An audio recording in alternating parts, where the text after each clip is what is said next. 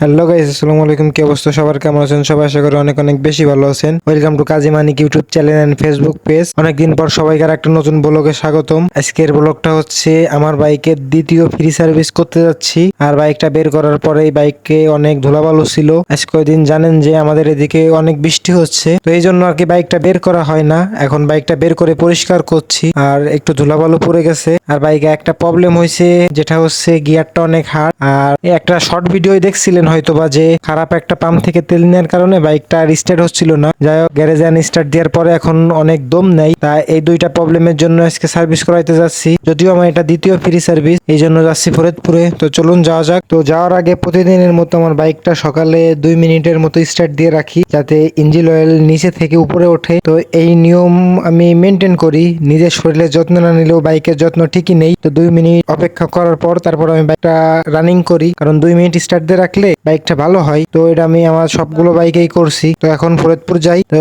Direct শোরুমে যাই, আপনাদের সাথে কথা হচ্ছে।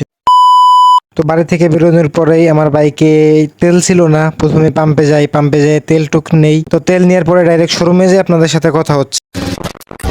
তো এরপর আমি 30 মিনিটের মধ্যে শোরুমে চলে আসি। আসে দেখি অনেক ভিড়, এই জন্য আমি ওয়েটিং রুমে ওয়েট করতে থাকি, কারণ বাইরে অনেক সময় লাগবে। 2-1 ঘন্টা পর আমার বাইকটা হাত দেবে, এই জন্য আমি এখানে বসে ওয়েট করতে থাকি।